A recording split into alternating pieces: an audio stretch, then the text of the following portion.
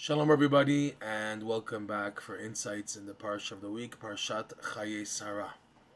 And as usual, we want to give just a recap on some ideas from Rebbe Nachman's Likutey Moharan, lesson 24, and we're going to show Bezrat Hashem in an amazing way how they're connected into the Parsha of the week. So, in lesson 24, Rebbe Nachman speaks about the unbelievable power of doing a mitzvah with joy, and this propels a person forward, propels them up to reaches the maximum level called the Keter. And of course, this is dependent on the person's ratzon, what he's looking for in life. The person is looking to connect to God at the maximum level that he can, so this is what will happen. He will experience a close proximity relationship, or whatever we want to call it, with the level of the Keter. And how the Keter works is that it bounces a person backwards. Why? Because if it does not do that, the intensity of the light contained behind the Keter, which is the infinite light of Hashem, will just nullify and disintegrate a person. He'll melt. He'll disappear. Because it's impossible for finite and infinite to be unified altogether and remain separate. So if a finite being, a finite existence, tries to run to connect to the infinite light, he'll be merged in the infinite light and disappear. Hashem doesn't want that. Hashem wants, while in a finite existence, to experience Hashem's godliness, to experience His light and His presence, which manifests especially in having breakthroughs and clarity in life's challenges, which Hashem sends a person specifically that he should turn to Hashem, turn to Him at the highest of levels that he can, and by doing so, allow for this light to come down to him.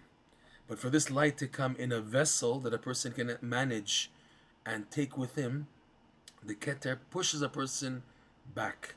Okay, in the Kabbalah, it's called mate vela mate, which means reaching and not reaching. On one hand, you connect, you experience the first-hand exposure to the Keter, but then it's taken away. You have a big light, but then it's like taken away from you, and while you're being bounced back, that's when you build vessels that within them the infinite light can shine into them. What does it shine? Clarity. The clarity in life as to what to do with all the frustrations and confusions that a person faces in their lifetime, with all the various challenges and tests. Because like Rebbe Nachman says, and the Torah says many times, that a man in this world is filled with non-stop tests. There's always another test, always. Because you're always meant to grow further and further, to grow up higher and higher through the tests. That's why Hashem is always sending a person challenges. Not to just, make you suffer and break you and push you away, but that you should use the challenge as a stepping stone to come closer to Him. But to do that, you need to access the infinite light. So that's why a person is being challenged to force him to go forward, to force him to do mitzvot b'simcha, to force him to go into the domain of simcha, and that way to connect to the Keter, but in the Keter's unique way of pushing a person back. Okay? This is a summary of what Rebbe Nachman says in lesson 24. Rav Nosson, in his Likutey Halachot, the laws of marriage, of marital relationships, called Ishut, discourse number 4, connects this in such an amazing way to the role of husband and wife. He says that the role of the wife, the woman, is the idea of the Keter. And it's hinted to in a verse from Mishlei, I think it's chapter 11, chapter 12, where the verse reads, Eshet Chayil Ateret Ba'alah. The woman of valor is the crown of her husband. As opposed to another famous verse that we say every Friday night, Eshet Chayil Mi Yimtza, which is found in the last chapter of Mishlei, I think it's chapter 32. This is an earlier verse, which has the same beginning, Eshet Chayil Ateret Ba'alah. So the idea is that Rav Nosson says, on one hand, a woman in marriage, she's the recipient.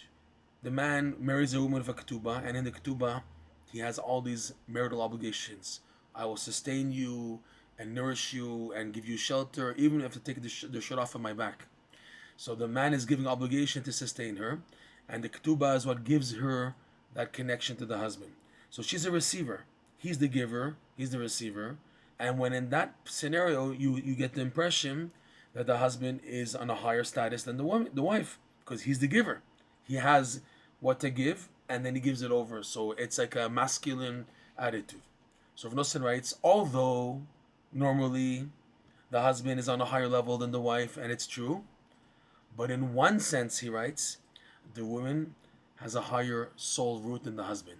In that, she's rooted in the Keter. Like the verse reads, Eshet Chayil, the wife of valor, is the crown of her husband.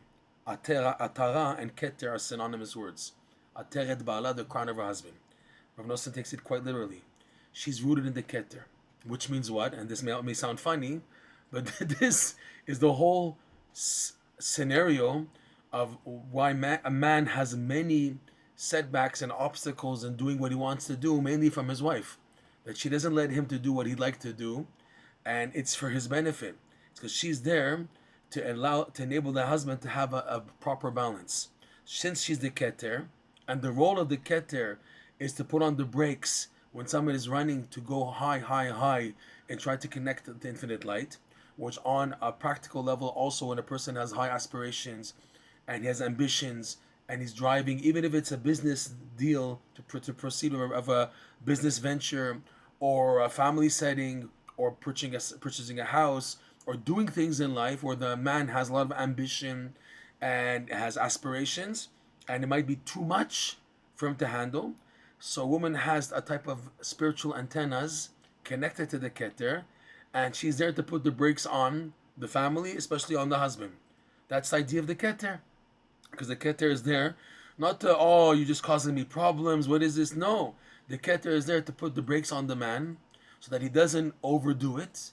And by being pushed back and taking it the right way, he now builds vessels that within them he does reach infinite light, which is the clarity as to what to do without being overdrained and overexhausted and to blow up, God forbid. So Rav Nosson explains that this verse, Eshet Chayil Ateret Ba'alah, is the role of the wife. And in this sense, the woman is on a higher level. She's a receiver. She's below the husband in many senses, like we said, but she also is rooted in the Keter. Now, interestingly, the Midrash on this week's Parshah says a few times this verse, Eshet Chayil Ateret Ba'alah, on Sarah Imenu. The Midrash, when depicting the verse, we can look at the verse inside. In the beginning of the Parsha, right, it says that Avram came back from Kiryat Arba, Sarah passed away. But verse number 2, chapter 23, verse number 2. Vatamot Sarah b'Kiryat Arba hi Chevron be'eretz Canaan. And Sarah passed away in Kiryat Arba, which is Chevron, in the land of Canaan. Vayavo Avraham, because Avram was not there, he was in Beersheba. He went to Beersheba. So Vayavo Avraham came from Beersheba, lispod leSarah ve'livkota, to eulogize, to mourn over Sarah and to cry over her. Okay? To cry over her. So on this verse, the Midrash says, Avraham had a big loss because on Sarah it is said, Eshet Chayil Ateret Ba'alah. So what's interesting is take a look at the word ve'livkota. In the Chumash, the word for and he cried over her, the kaf is small.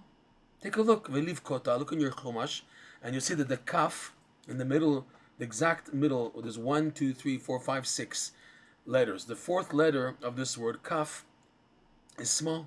Kaf ze'era. Okay? Kaf, there's a rule. Rebbe Nachman quotes the Zohar. Ein keter belo kaf. He says this in lesson number 6, for example, quoting the Zohar, that the letter kaf represents the idea of the keter. Because in order to connect to it, in order to receive from it, you have to be bent like the letter kaf. The letter kaf is bent. That's the only way that a person really can accept the light of the Keter, is that he bends to the pushbacks and the setbacks that are sent from the Keter for the person's benefit, and the person takes it properly.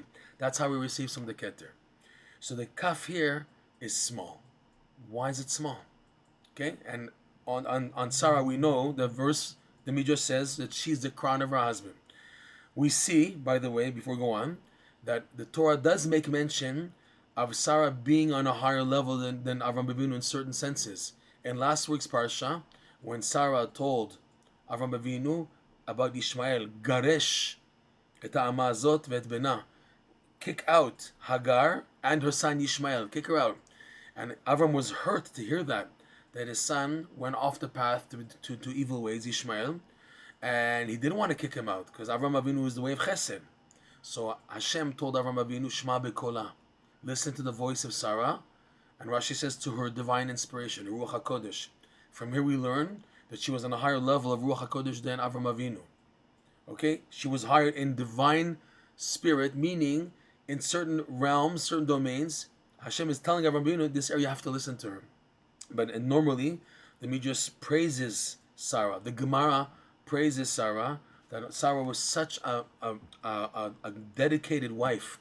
She so much respected Avraham Avinu. Even the Gemara says, she passed away and she should have been buried immediately. But they waited to bury Sarah until Avraham Avinu came all the way from Beersheba to utilize her. So the Gemara goes into the question, burying a deceased member of the family. Is it the honor of the deceased or the honor for the living? If it's the honor for the living, so the living people, the living relatives would prefer that their deceased person be buried immediately. So it's honor for the people to bury that person immediately. When is it the honor for the deceased person? When there's an honor for him and how he's being eulogized and how the levaya is.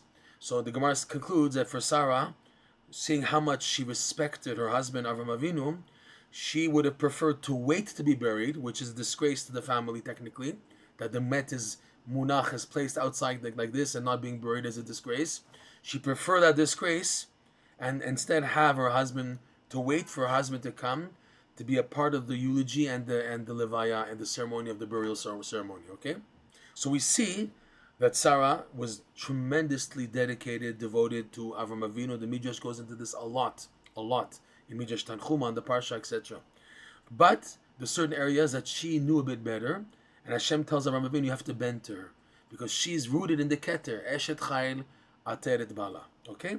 So with this you can understand, the letter Kaf now is being diminished. Why is it being diminished? Because there's a thing here. What was happening? What caused the death of Sarah Imenu? Take a look at Rashi. Rashi says on this verse that lispod leSarah velivkota, that Avram came to eulogize Sarah and to cry over her. So Rashi points out, v'nismecha mitat Sarah la'akedat Yitzchak. The Parshah juxtaposes the death of Sarah with the binding of Yitzchak, which is last week's Parsha Vayera, the end of the Parsha. Lefi she'al yedei besorat Akedah shenizdamen b'na le'shchita, because it was through being informed about the binding that her son was now being sent to be slaughtered. V'kimat shelo nishchat, and yet he was not to be slaughtered. So yes, slaughtered and not being slaughtered.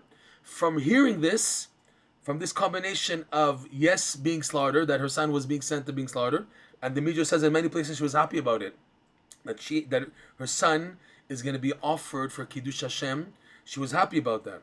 And then Kimat Shelo Nishchat, the commenters explain that if it's not going to be slaughtered, then he's been blemished and he's no longer a perfect person. There's a mum.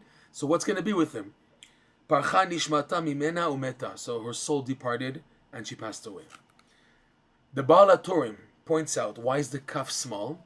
To indicate that Avraham Avinu didn't really cry for her a lot. Why didn't he cry for her a lot? Because she was deserving to pass away, because she caused it upon herself. That's what the Baal HaTurim says. So he cried a little, because the law is when someone, God forbid, commits suicide. We're not saying that she committed suicide, but it's a little aspect of it, the Baal HaTurim says.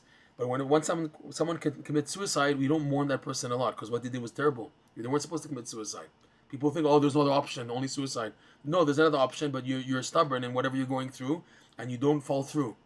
And that's why people, God forbid, they commit suicide. They have blockages. This is a class in itself. We won't go into that much, but that because of that, there wasn't a lot of crying. But the question is, so why the letter Kaf? Take another letter to prove that, Mr. Baal HaTurim, Rabbi Baal HaTurim. Take another letter. Why the Kaf? This indicates something unbelievable. We said, the idea of the wife, Rav Nosson said, is to be like the Keter. The Keter has this faculty of mate vela mate, of allowing a person to advance and yet stopping them. Okay? Sarah was the master of doing that for Avraham Avinu, her husband. And like we saw, that she was able to prevent him. He was feeling bad about Ishmael, but she says, no, you got to kick him out. And Hashem says, listen to Sarah. And that's an example of many other times that we're not told about in the Torah. But that's the idea of the role of the woman, to put on the breakers so that the husband doesn't override and explode, God forbid, and just pass out spiritually. So Sarah's role was to influence mate vela mate. Now, what happened was Yitzchak, his job, Yitzchak is now to portray the same idea as Sarah. So the Rashi is very specific in how he says it, that when she heard that Yitzchak, he was now about to be slaughtered, v'kimat shelo nishchat, that's the idea also of running, reaching, and running back, not reaching. Mate vela mate. To be shechted would mean that Yitzchak would be nullified and included in the infinite light. And yet it was stopped. V'lo nishchat. So she saw that now Yitzchak is going to play the role of being the Keter. Rebbe Nachman indicates this amazing connection also in lesson 24 between Yitzchak and the idea of the Keter associated with Yitzchak Avinu. So once she saw that now he's ready for this job, she's no longer needed to give that over to Avraham Avinu, because now the son will do that job. So that's why Parcha Nishmata, she took off with a consolation that now there's a son, Yitzchak, who on the one hand, he's called Yitzchak because of the tzchok, the happiness and joy that was in the world when Yitzchak was born, when Sarah was conceived and Yitzchak was born. Rashi pointed out last week's Parshah, there was a lot of simcha in the world when Yitzchak was born. Many barren women gave birth, she was able to nurse many children, many sick people were healed. There was a lot of joy in the world at the time. And yet Yitzchak also is called gvurot, severities, because he has that balance of being severe in judgment, but he's also out of simcha. So in a way also, it's considered a bounce of running, which is light, happiness, and simcha, and yet a refrainment. When Sarah saw that the son now is doing that role, parcha nishmata. It says in many places, the whole story of how Sarah passed away is not so clear. There's many opinions. Many opinions say in the Midrash Gemara that she passed away out of simcha. When she heard that her son was about to be slaughtered, this whole thing, and that he entered this new stage in his life, so she, out of happiness, left this world.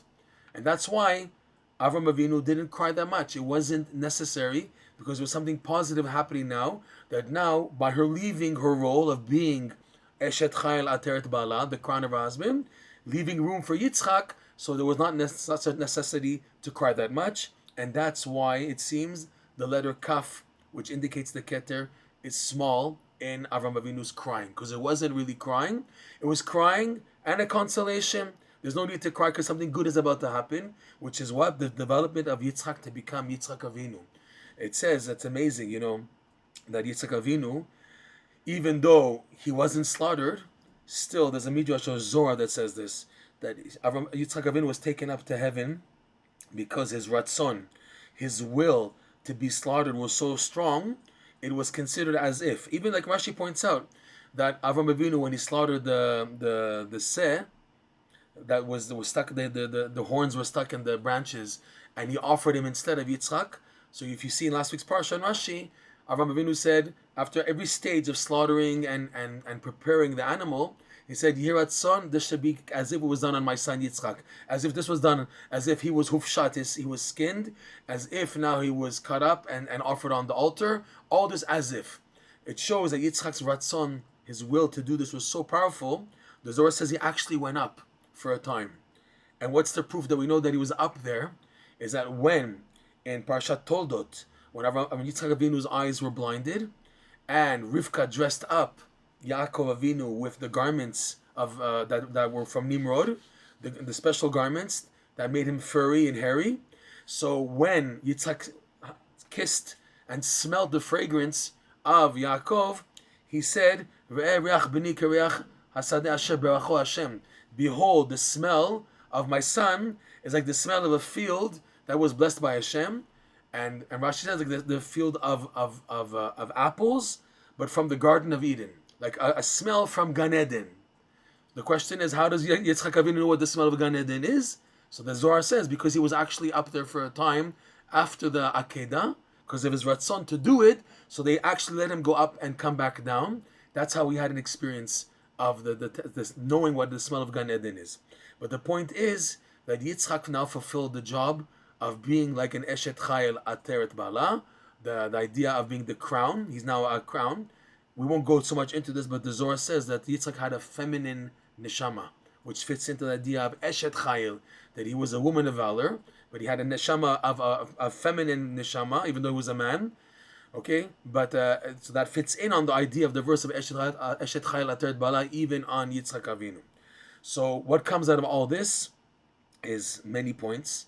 The idea that how a man, yes, should respect the wife, and she should know her place, but the man also should know there are times when the woman's job is to be the Keter. She's there to help a man, and the setbacks and obstacles that a man faces is only to allow him to draw in the light of the Keter in proportion without being exposed overly. And that's what the Keter does, pushing a person back, which is also one of the things that a woman does in preventing her husband in whatever he's trying to do to achieve his aspirations. So, Shabbat Shalom, and Bezat Hashem, we should learn a lot of lessons on Shalom Bayit from this week's Parsha. All the best.